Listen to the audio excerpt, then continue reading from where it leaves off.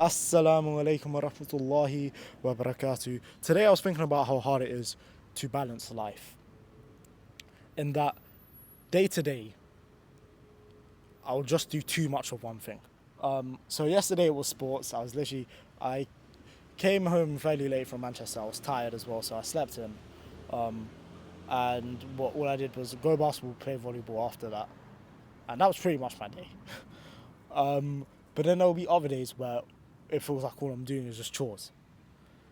And I don't know, I don't like spending all of my day just doing this one thing. The chores is because if I'm cooking for like six other people and it's just long. So yeah, especially electric cooker as well. Yeah, you're just there forever. Which is why it feels like here. I'm just there doing that one thing for the whole day. So I'm not really one to follow any sort of set structure when I'm the one dictating how I'm spending my time. I just know the things that I want to get done within each day, and yeah, as long as I hit all of them, I'm happy. Uh, but I think I do just need to be a bit more strict on myself in terms of how much time I'm spending on doing each thing, because it will feel like I'm doing like 10 minutes of one thing and then the rest of the day on one other thing.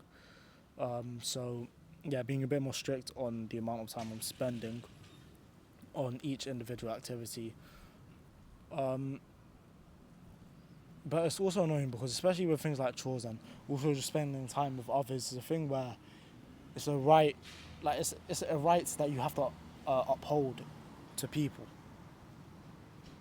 and it's a thing where yeah, some days it just feels like I have to give up my entire day and sacrifice everything that I want to do, which is long. But I guess I mean parents definitely have those days, you know what I mean. So I guess get used to it, low key. But I think also I'm procrastinating a little bit as well. Not a little bit, a fair bit. Because even after I spend all of that time cooking or whatever, like there's still time. It's just I don't want to do anything because I've just been cooking for how long. But yeah, that's not really an excuse. Anyways, then yeah, so I'd say today was fairly balanced in that I went rock climbing in the morning. Then I went drummer and I volunteered, helping with like organizing the rows and that in the basement. And that was a good experience. First time I've ever done anything like it, and I would say it's shown me that another thing that I need to improve upon, which is leading a large group of people who are older than me. I'm not good at taking leadership with groups who are older than me because, I, to be quite frank, I don't know whether it will lead to confrontation or not. If it's groups of like people around my age or younger, I'm fairly calm with it because it's a thing where I know that there's 100% like a base level of respect, and also I'm more used to dealing with people my age and younger. Um, the reason I say that I need to work on this is because at the start I was calm. Like it was a small amount of brothers that came in, and I was just telling them where the qibla is and where to start the rows and stuff. Um, and then more and more brothers started coming in. I'm not gonna lie, I don't even know what the number was, but when it got to a certain point, it was a thing where I didn't even want to speak because there were so many of them. Um, and if it was a thing where it's like public, like I'm calm with public speaking if I have something prepared, or even if I need to improvise but I have notes or whatever, I'm calm with that. It's a thing where because I know I have their attention, because I know that then their attention is meant to be on me, I'm calm with it. It's a thing where their attention is not on me. They're meant to be focusing on the khutbah. So it's a thing where, what now? I need to interrupt them.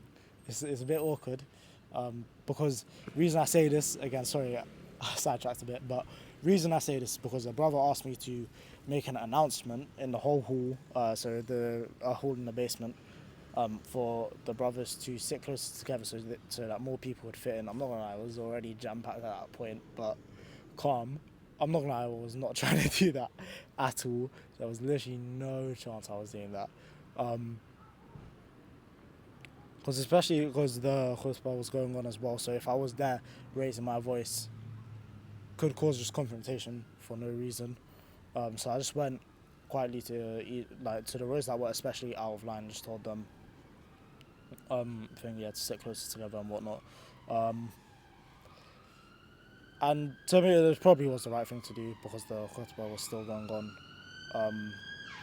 And it's also a thing of because it's a masjid, most people in there know what they're doing. And even if there are people who don't know what they're doing, they'll see what's happening and follow suit. But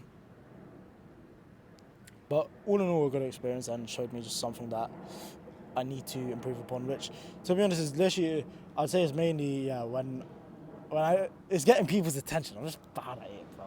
I don't like it. But also confrontation as well. Yeah, there's a whole bunch of things there that I need to improve upon. But the khutbah, though, was very, very good. It was about the parents' responsibilities on the youth,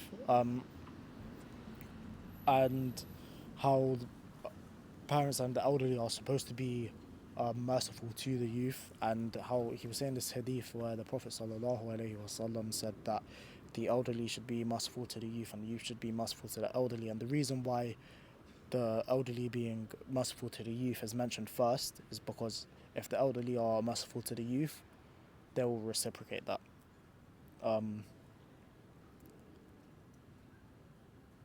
And a very good point that the Imam brought up, the Khatib, Imam works. Very good point that he brought up was that for us young people, that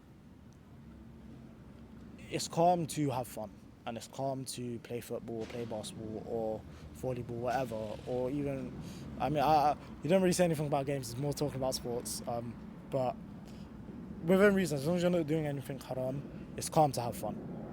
However, you need to remember that Allah did not ask us to excel at these things.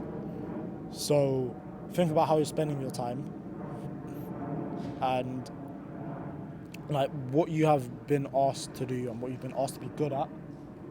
Are you fulfilling that? And I'm not gonna lie, me personally, I wouldn't even say I'm doing it perfectly. I wouldn't even say I'm spending enough time on the things that I should be spending time on, but I'm just starting. Or I'm still in that beginning phase.